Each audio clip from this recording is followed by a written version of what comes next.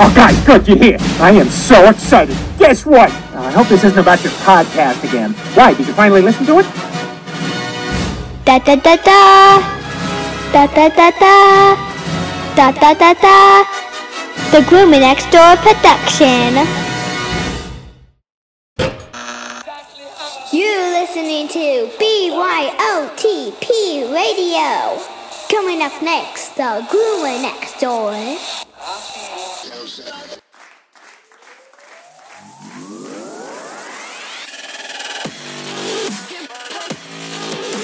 The Groomer Next Door podcast.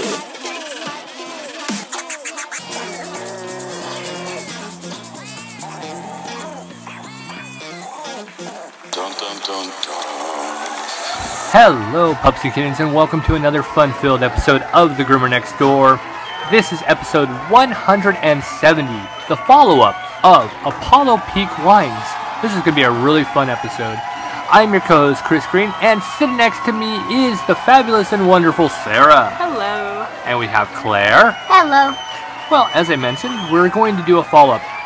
Don't know if all of you actually knew this, but Apollo Peak Wines was on Shark Tank this past week. And what I'm going to do later on is we're going to actually play the audio from that episode and talk a little bit more about that. And now, the fact of the week. And I have to now pull it up off my phone, of course. Don't you know that? It just always goes away. Cats step with both left legs, then both right legs when they walk or run. I've never paid attention. I've never paid attention at all. That's so weird. I'm gonna go home, put the cat down on the floor, and I'm gonna see where it moves and how it moves. Just because I think that's cool. Because I want to make sure we're right. Right? Alright, well, let's dive into our weekly roundup. The weekly roundup. Yeehaw. Alright, not a lot going on in the weekly roundup. Kittens have moved on to a more equipped. That's the word. I was going to say thoroughly equipped, but yes, equipped person who can actually has a kitten or mama cat who is nursing. So they were able to actually take to that, and that's great. A half feral cat who had several kittens of their own already that she was feeding, and she took these two in. The gray kitten is doing well. He's got meat on his bones. He's growing like he should. The only problem is that the black and white one is a little bit more of a stunted growth. Yeah. He's not eating, or he's eating. He's taking in a bunch of milk. The litter keeps pushing him out. Yeah. He's like a runt. Yes, but he's not gaining weight. He's got a belly where his food's at. But he's not gaining weight. So we need to figure out what's going to happen about gaining weight and what we'll have to do about getting him into the veterinarian. And this is one thing. This is kind of a new one for us, where we knew, okay, we're out of our element here. We needed to act on this. A lot of people who are doing rescues don't know when to call for help. Don't know when to actually say, hey man, this is out of my expertise, I need help. And really one of the things that was needed was a nursing mom. Right, and these kittens, they were... the problem with kittens is that they'll be perfectly fine 1 minute and the next minute not. Yes.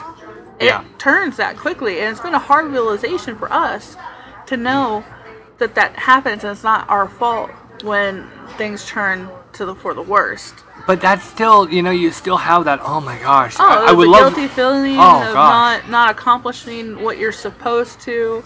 But any person out there that does deal with small animal rescue or young animal rescue, you lose some.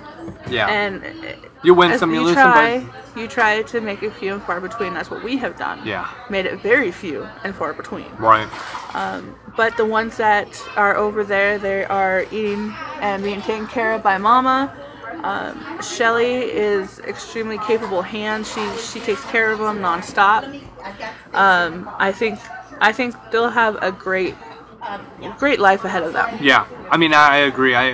This was one of those that, you really just had to have that nursing mom. Now, on to Bagheera. Bagheera's completely doing fine. I don't want to find him a home. I want him to stay with us. No. He comes over to me and he wants his chin rubbed, and yes. he leans in on us, and when he walks by, since he doesn't have that leg, he kind of leans at us for support. Well, he's always done that. He's always kind of wrapped his body around. Yeah, he's always had that. I gotta go get some more soft cat food too. His little special meal that he gets, his reward every day kind of thing. Little dude eats a lot. We gotta be careful. Little dude gets treated very well. The other cats are going, I want to lose a leg. No, you keep all four. But yeah, we got some pretty good pictures of him, so we gotta get a little bit of a video. And I get to film. And I feel so bad. I didn't think we bought a laser pointer. Yeah. And our Akita goes ballistic for a laser pointer. So, and then all the other cats do too. But poor Bagheera was trying to go after a laser pointer, and every time he tried to swat at it, he fell. Yeah. I'm like, oh no, honey, that's not what I meant to do. He's got to learn how to cope with 3, and he's learning by putting more weight on his back legs and sitting up. And you know what? One thing that we had always said is that he knew that leg wasn't usable, wasn't feasible. So he has learned to work with 3. The only thing he was able to do with that is kind of twitch it and use it as almost like a little swatter in a sense. Get away from me! Yeah, right. But he jumps up on things. He gets up on the sofa. He gets up on the dresser. Gets into the window. He gets into the window. Looks out. My favorite thing is to see him go to the front door when the door is open and the screen door is closed, and he stands up on 2 legs, and he's just looking out there, and you just see his like his a meerkat. Head. Yes, exactly like a meerkat. And there's nothing that's holding him back. He's not in pain. He's thriving really well. His attitude from now to, let's just say, a month ago, opposite. He is completely happy now. Yep. So that's cool. He holds his own too when the dogs get to him and want to start playing, because the dogs think that they're just very large cats. They do think that they're large cats, yes. So Bagheera can get back and smack the heck out of their face. And he does well. Cool. Yeah. My Akita goes, okay. Too far. I went too far. I'm sorry. Let's move on to Pretty Pitty. Pretty Pitty is really adjusted to her new life. Still with us. Now, one thing, I did go live yesterday. I didn't tell you about this. I went live when I had her in the tub, kind of promoing that we did a video on her, which will be released at some point. I don't even know when I'm going to release it, but it will be released at some point, and it will be one of our video podcasts. You'll be able to see her, and you'll be able to you're going to get a different view this time. This is going to be a different kind of video podcast, where you're going to see a dog that went through abuse, and you're going to see how she can react and how that rehabilitation transformed her. The fact that she's calm. Now, there's different things about that you're going to notice, that, she never had a dryer until yesterday, Yeah, because when I did her first initial wash to get all that awful, nasty, everything? Ew. Poop, pee, dirt. That was awful. It was a quick wash and rinse, and a towel dry, and let's go. Right. And we got her you knew that she was not going to be able to handle a dryer. And if something went south, I had nobody there for backup, because you went to go get Claire from school, and there's nobody at that shop that I trust to take care of our dogs if there is a situation that happens. Well, we're an independent business of our own, and you can't really I trust you on how you handle dogs. I don't trust anybody else. I trust you how you handle. I'd rather go out with you for any of these things. Yeah. I don't trust anybody. No. Or handling cats. I mean, we all saw how that happened for me. No, we're good here. Yeah. So, I didn't want to push it, and blow drying can push. It could push panic attacks. Yes. It could push seizures. Yes. So it's up to us to realize what's safe, what's not, and look at the signs. And her signs at first were, I'm scared to death. It was panic attack, I bet. Well, because she had no clue who the hell we were. Right. That was very new. That was like day one. Yes, it was the second day. We went and got her for one night, and I brought her home. And then when we went to work, that's when I washed her. So she didn't know me. She didn't know what I was going to do. That's even before rehabilitation started. Yep. So that was still back when she was still sick. Right. Yeah, so you'll get to see it. And one thing I'm going to do is I'm going to include something I have never done before in any of our video podcasts, and that's going to be nail trim. And you're going to get to see what a dog is like who's never had her paws touched. And this is going to be one of those eye-opening videos, I'm hoping, because you're going to be able to see this is what it's like for us on a daily basis for these types of dogs. And then you have a dog who did suffer abuse and does not bite. But if Pity was not properly rehabilitated, I guarantee she probably would have. Right. And it shows the importance of getting your dog in there, getting dogs taken care of sooner rather than later. You don't want to wait. All because your dog's small, you shouldn't wait until they're 6 months old to go get them groomed. Right. You need to get them started right away, no matter how small they are. The smaller they are, the more skilled of a groomer you're going to want that dog to go to. And it's basically at any age, you want a skilled groomer. Well, yeah, and I was thinking, you have a dog who went through mass trauma. When you see that, and you're going to have a skilled groomer who has the abilities. Mm-hmm. There's a lot of, you go to your big pet stores, and they're not going to take a lot of different dogs. Yeah, they're not going to take senior dogs. They're not going to take any kind of aggressive dogs. And we are the groomers that take disabled those. Either. Yeah. We're the groomers that think these dogs have to get groomed, and if they don't, they get put down. Right. And if we go out of our comfort zone to extend that dog's life a couple years, we're going to do it. Right. Well, yeah. And I understand that PetSmarts and Petco's and all the other ones, I'll say them, I don't care. They have policies where you cannot take your dog past the age of 10. Right. And if they show any kind of signs of aggression, you send it home right away. Mm-hmm. They have one tick on them, you have to send them home. Right. Well, there is a lot of gray areas. You can take a dog that has a lot of ticks. I don't know how that's going to work here. How is that going to work? They're going to have to revamp their policy. They're going to have to do something. And then the flea and tick shampoo that they have is dangerous. And all it does, it releases the ticks. It doesn't kill them, it just releases them from the skin. So then you're going to have ticks all over your salon. I don't want to get into that part. But here we are, taking on those special needs, those sedated dogs, those dogs that no one else will touch. We will do it so that these animals can have a good life. Yeah, it adds more stress to us and makes our days just that much longer. Our weeks are long. In the end, we know that what we do extends the life of animals. Right. By a great deal. Right. I think it's great. I'm glad that we were able to take Pity from her situation. Yes. Get her healthy, get her cleaned up. She now won't be able to produce any more puppies. Right. That's amazing on its own, too. And then we go from there to finding her a proper home. We had somebody that could have taken her that really wanted. I found out that their insurance policy will not cover pit bulls. Oh. Yes, they're renting a house, and the people said they can have the dog as long as they contact the insurance company and get the dog covered. I hate breed-specific BS like this.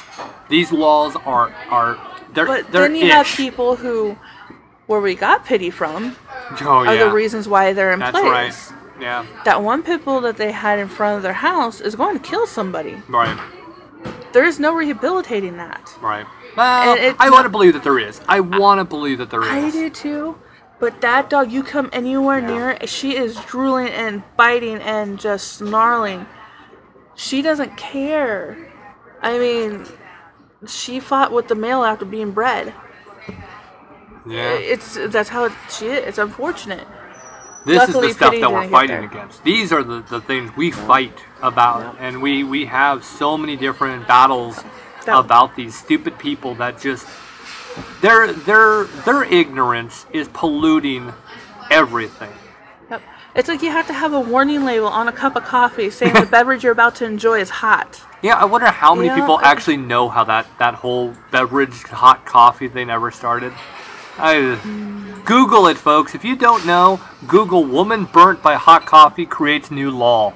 Oh my God, that was ridiculous. It was awful. I mean, I'm waiting for cups to say the beverage you're about to drink is liquid. Don't poke yourself with the straw. Oh God. You know, it's people like that make the world just. Right. You know, take the warning labels off things. Let God sort them out. And we'll be good. Little things I'm going to do. Sorry, that was my soapbox. Yeah, at least it's better than me walking around Walmart chasing down people who have bad dog food in their cart. I kid you not, folks. No. Sarah, every time we go in and I see them pick up, and I'm not joking, it is literally on the list a number 1, number 2, or 3 worst dog food. And they'll pick it up and put it in their basket, and just the other night, Sarah says, "Chris, stop. No." This woman puts this big bag of ish in her basket, and it's like, what are you doing? That's my soapbox, and I hate big box stores because I do this. Yeah, I do. So let's let's move on. So a little housekeeping to do. Next week on the podcast, we will have our very first international episode. Now, for all of you who are actually listening to this in other countries, it's already an international podcast for you. But we will be traveling to the Great White North and going to Edmonton, Alberta. And we will have a really cool police officer. Well, Constable Murray Burke will be joining us. He is a very... Well, let's just call him an overachiever. And I really appreciated that. Great guest. I'm really looking forward to sharing this with you guys. Been trying really hard to have a bigger series when it comes to Canada. It's been a challenge, folks. I mean, I'm trying to put together a really cool, series of shows for you. Well, you better. Oh, boy. I'll tell you, the one thing that I've said before is doing this podcast is a very hard task to put together each week. I just show up. You do. That's why, whenever I see something on Facebook where somebody, has a smart-ass comment or says something, it really does hit, because you don't realize how much work went into just one episode. And it's like there's many emails, there's lots of conversation, and then there's research. And that can take literally a week for all that stuff. So, I just always say, do me a favor, folks, leave a comment on iTunes, Google Play, YouTube, or just on Facebook. I respond to every one of them, and I love to hear from you guys. It is rewarding. That is my reward for all of this. Alright, with that said, we're going to actually go into a new thing that we haven't done all year, and that was Guess the Breed. Guess the Breed.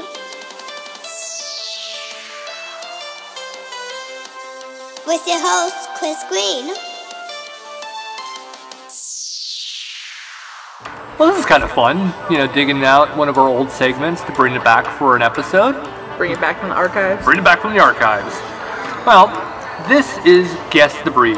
If you don't know what this is one of our segments where I give off a bunch of attributes of a specific dog breed, and we see if the all-knowing Sarah will know what breed I'm talking about. Are you ready, contestant? No. Same thing. It's like the same speech every time. Are you ready, contestant? No. Okay, here we go again. All right. This dog. What kind of dog? It's a dog.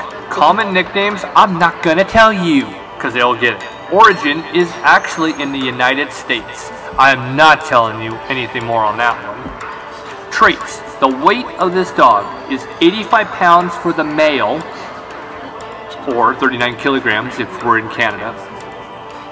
We're in the metric system. Female is 75 pounds, 34 for kilograms if you're going that way. Height, 25 inches. Female, 23 inches. The coat is thick, a double coat with plush undercoat. Oh. I'm like, I got it. Oh. Okay, color. And I know what you were thinking because it's so close to something else. The color, gray, sable, black, or red, always with white as well as all white. The litter size, I've never had this one before. They have up 4 to 10 puppies. That is a lot of puppies. Lifespan of this pup is up to 16 years. Wow. If you really want to get into the technical side of the AKC standards and classifications, it's all standard. Do you have a guess, contestant? No. A double coat? It is a double coat, and I know what you're thinking. Obviously, it's not because it's not. Well, I mean, it could have been. I thought it was a short-haired dog, and I was thinking something else. That's pretty big. And it's always got 2 colors in the coat. Wow. I'm gonna need an answer, contestant. Whereabouts the Americas? I'm not telling you that, darling. I don't know. You gotta give me more. You gotta give me more information. Let's see. The blank is a large breed of domestic dog, originally bred for hauling heavy freight because of their strength and endurance, and later a sled dog. They are similar to other Arctic breeds such as the Greenland dog, Canadian Eskimo dog, the Siberian Husky, and the Samoyed. Okay, so Alaska Malamute? Very good! Okay. I needed that little extra. That's very good. Okay. I was, origin is Alaska. I thought they were bigger. You know what I thought when I read it? I was going... I thought Malamutes were a lot bigger because the ones that we've always come in contact are huge. I think that they're... I could be wrong. They might be overweight, the ones that we see. But I also think that there's different kinds as well. I don't know. And remember, when you're thinking of Malamute, you're also thinking of, isn't there the Shepherd Malamute mix? Because this is different. I mean, this is much different. I don't know. All I know is the Malamutes, and it's funny when you talk to a Malamute owner, and I've never made this mistake because I know better. But somebody came up to him and they said, "Oh, that's such a pretty husky." Yeah. And they're like, "It's a Malamute." They do that with us when we were out walking with Katana. "Oh, I love your husky." It's a Akita. Akita. Yeah. So, and actually, when I was Akita, even when I was reading it, I honestly thought it was an American Akita. By just reading it, I was like, "That's what I thought your mind was going to." No, you said it was. Yeah, but the origin still started out in Japan and moved over. Yeah, I mean you could, but it was like as I'm reading it, it was every attribute that would have been an Akita. But not very many Akitas are red. No, I've seen. No, but still. That'd be cool to see another one. Yep. All right. Well, thank you for playing Guess the Breed. And now our feature presentation. This is so weird to be doing a podcast without having a guest. So bizarre. So like we said at the open, we are doing a follow-up on Apollo Peak Wines. It is one of my favorite stories that we've had on the podcast. It was mine too. I think it was #1 last year, and we had a lot of great guests. But I really enjoyed Brandon Zavala.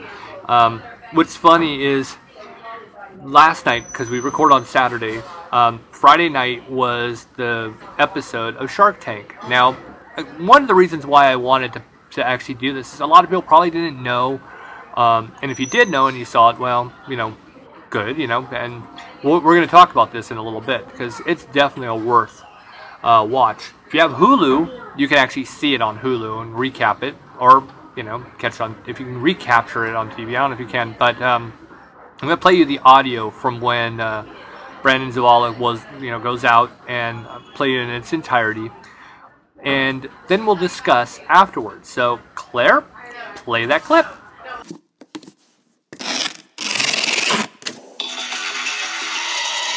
First addition to the beverage industry.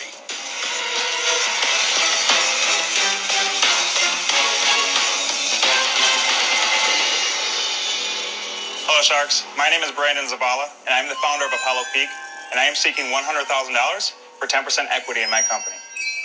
Sharks, you know how it is. It's been a long day at work.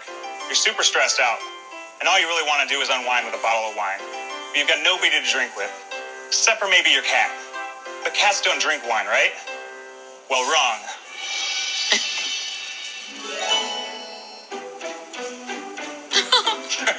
Introducing Apollo Peak, the first ever all-natural wine for pets. So Apollo Peak pet wines do not contain alcohol, nor grapes. Instead, they're made with all-natural beets and brewed with herbs, including catnip, peppermint, and chamomile. Oh my God. All with their own distinctive benefit for increased social interaction. You're going to get a drug? Increased social interaction. So Sharks, who would like to partner up to ensure that every cat and dog has the opportunity to enjoy a fine glass of wine with their human companion? Brandon, is there actually alcohol in it? No alcohol. So the cat wine contains catnip, essentially, which makes cats act like they're a little drunk. And they're made with organic beets, too, for the color. Do you have wine for us to taste? I do, and let me bring that out for you right now. Now, Brandon, are we trying the cat wine? No. We drink catnip. What happens? You go to sleep, probably. It's actually used in, like, sleepy teas or herbal teas. Can you put But it makes more cats really frisky, right? It does, yeah, and it's essentially the smell that makes them frisky. You can be the king of QVC cat wines. Thank you. Moscato. You definitely have cute names for these things. Oh, thank you. Thank you very much. Kevin? Damon? Mark, there you go. Well, cheers, fellow Sharks. Salud. Cheers. Cheers. Salud. And I'll cheers to you as well. Kevin, what kind of a wine is this? Industrial. So, Brandon, let's talk about this business, okay? Yeah. Did you even drink any, Kevin? Absolutely not. That cat is not drinking this right now. What's going on? He's got a hangover.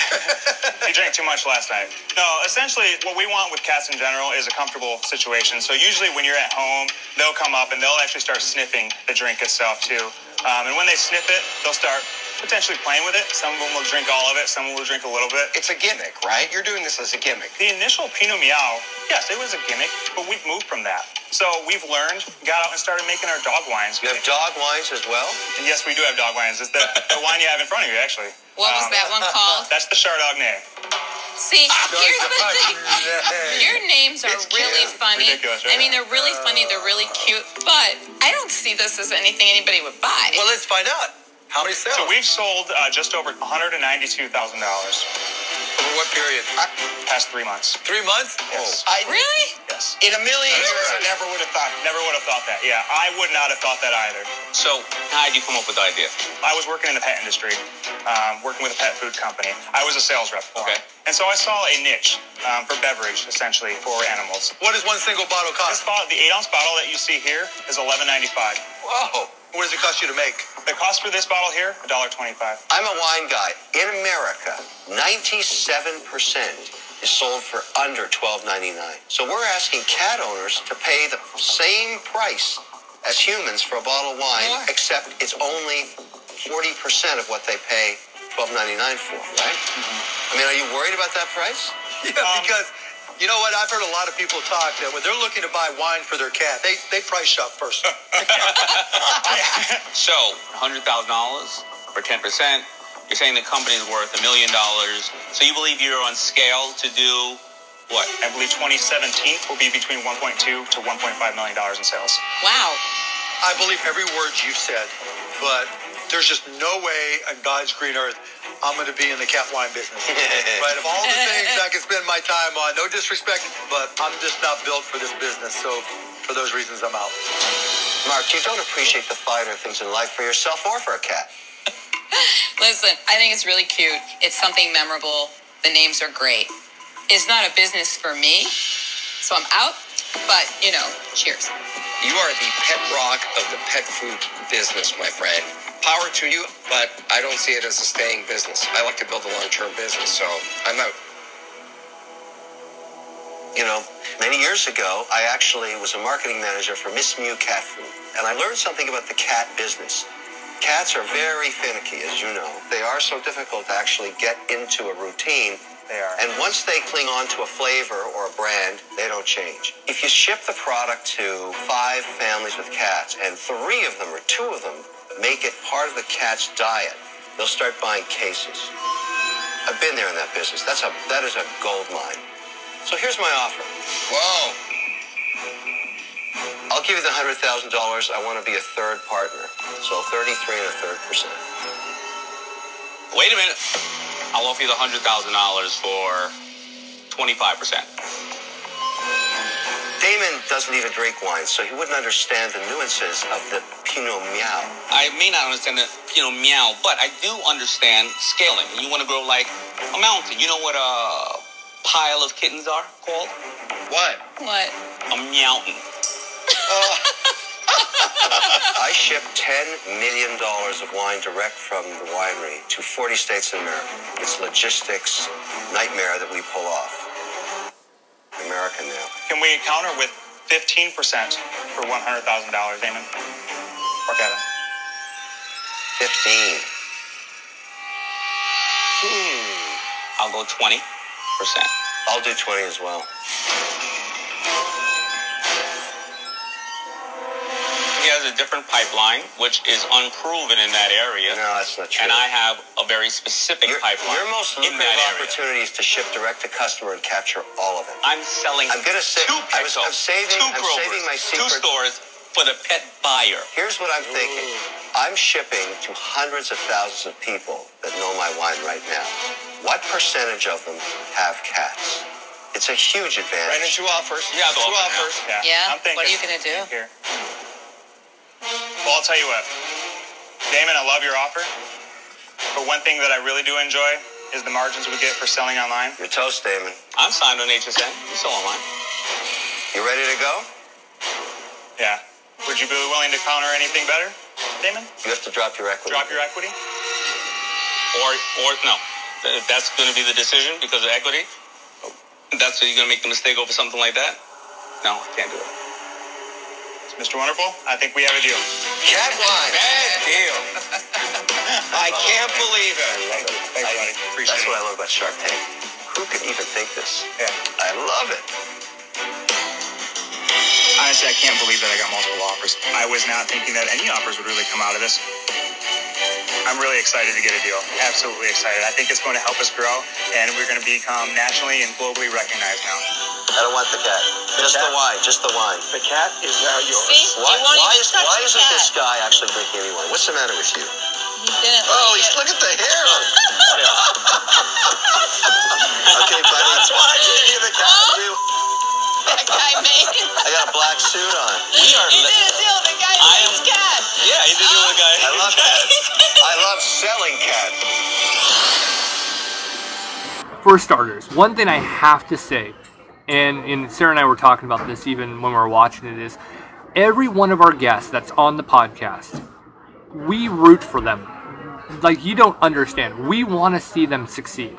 One of the big things that I've always tried to do is find products that are in the pet industry that are new, that haven't been exposed yet. Reason for that is I like to be able to talk to them before they're famous, before they become massive hits. And one thing about Apollo Peak Wines is I knew right off the bat that was going to be a product that was going to be sold everywhere. What about you? You're just like, I loved it. Oh no. I was sitting there and I was actually kind of frustrated watching. And they didn't give him enough time to envision the product. Yeah, I mean, one thing about it is I think that the perfect shark actually invested in him. Yep. The one shark that actually has the wine connoisseur picked it. I like Damon, but I really, really, really think that the perfect choice was there. This isn't, to me, this isn't a novelty. This is more. No, not at all. This is much more. And people like to go get treats for their animals. They like to treat them to something special. I do. Look what I just said about Bagheera. Right? I'm tired of giving them the same stuff over and over and over again. this is different. This is unique. You can't get it anywhere else. It's all natural. It's fine for them to roll around, and it's fine for them to drink it. It's fine for them. And the sharks did not get the vision. I don't think they actually tried to get the vision. I don't think they always get the vision. I mean, I see them invest in things. I'm like, I wouldn't get it for free. And then there's other ones. I'm like, good choice on picking that up. This is that one. I was like, thank goodness. I knew, and I'm gonna say this right now, I knew there was more, because when we were talking, I had this feeling that there was more. And I thought that was hysterical. I mean, a lot goes into another thing. A lot goes into these podcasts, folks. There's conversations you guys don't hear of, and we were going back and forth. Now, I will say, I've already been in contact with Brandon since then. Actually, I was in touch with him yesterday, day of the release of the show. I was in contact with him, and I've already talked to him even now. We've had a good laugh about talking about when he was on the podcast. He is, seriously, folks, he is everything you think he is by watching it on Shark Tank or hearing him on the podcast. He's exactly like that. Very funny, nice guy. And we've already talked. He's like, well, I got to come back. And I'm like, anytime. I mean, I will push any episode ahead to have him back on. You know what also kind of frustrated me watching this? And, you know, we are big supporters, obviously. So I'm sitting there, I'm watching, and they're making a point that the cat's not wanting it right then and there. But they're missing so much. It's like, okay, lights. If you're put into a strange place and you don't quite know, maybe you're not going to be exactly on top of it. Yeah. Why are you focusing on that? Right. I thought that was terrible. Focus on the numbers. Focus on the rarity of this item. And focus on the guy himself. Right. Focus on his professionalism. And focus on just how unique this is. I was, you think about a cat. I mean, a dog does the same thing. You've got lights. You've got cameras. You've got all these people in this room. People. Yeah. And you're on a sound stage. Yeah. That's making all these weird noises. A cat is going to be looking, what the serious what? And it's like, of course. And they're hyper-focusing on him. I'm like, come on. Watch any video online about the product. Get over yourself. Yeah. But I liked how, what's his name? The one that actually picked up the cat and was petting him. Not Mark. The guy on the other end. Yeah, oh gosh, I'm sorry, I Richard? forgot. No, I can't think of his name, but one of the sharks who called it, I think he said a novelty item or something, spent the whole time petting the cat. I'm like, that is not a novelty item. I mean, honestly, I would pay that price with no problem. I would pay that price. I don't pay that price for my wine, but that's just me. When you buy a bottle of wine, most people... I'll pay more for my cat's wine. Most normal people aren't going to drink the entire bottle in one sitting. You don't know my uncle too well. I know, right? I'm hearing somebody laughing right now. It's my mom. She's laughing at that joke right now. I'm even calling it out, even though we're recording it ahead of time. She's laughing at that joke. Go on. So, even the small bottles that are retailing about $12, you don't give them the entire thing. Right.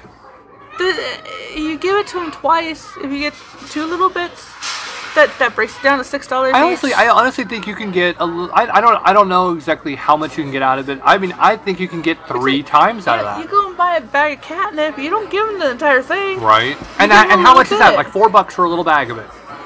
So you think about that. And you don't give it all of them. Right.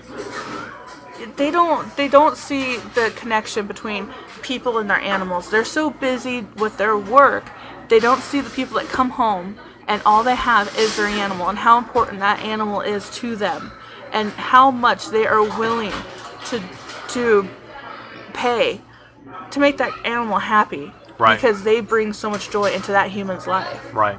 And they're missing that. Because they're not in that situation. They don't understand it. But the margins are there, and the numbers are phenomenal. Mr. Wonderful loved it, and fantastic, and good for them.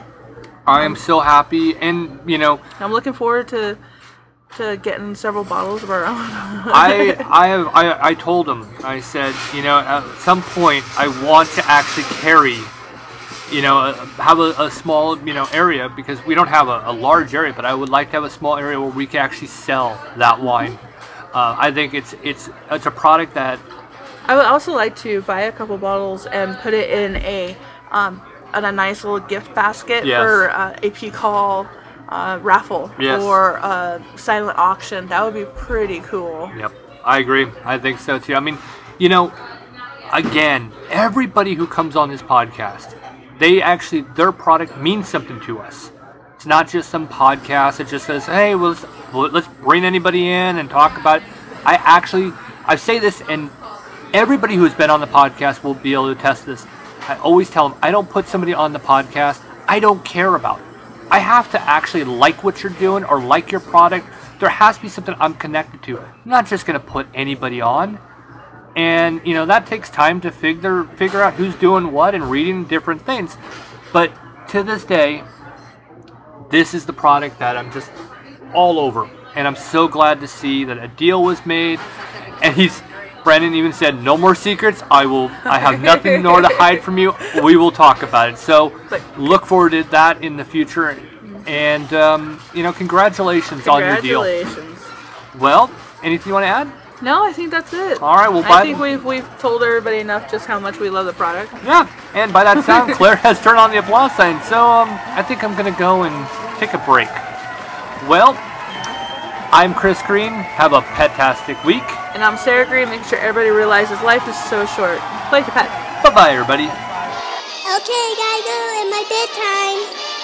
Wait, you forgot about me. And now a moment with Claire. Hey, Superstar. How you doing? Good. How was your first game? It was amazing.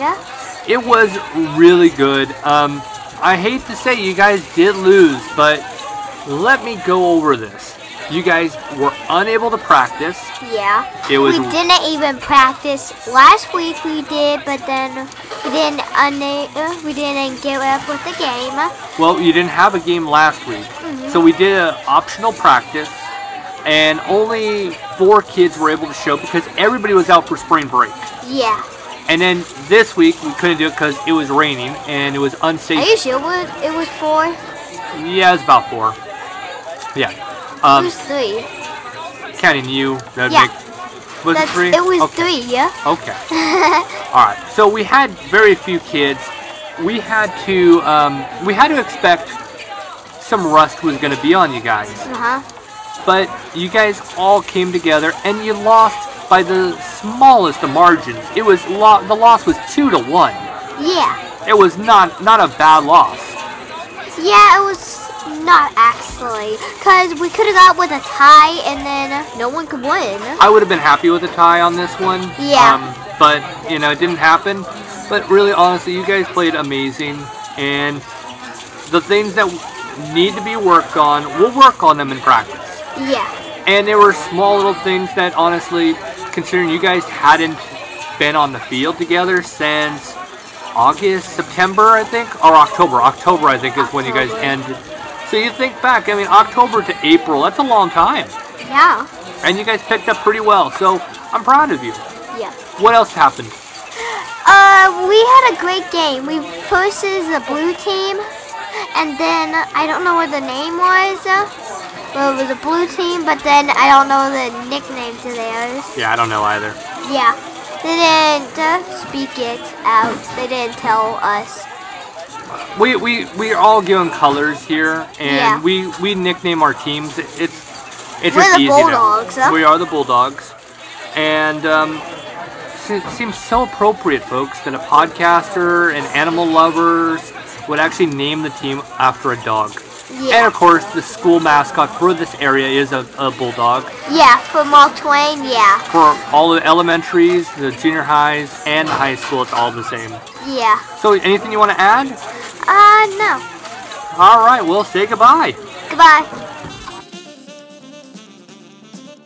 And this was A Moment with Claire.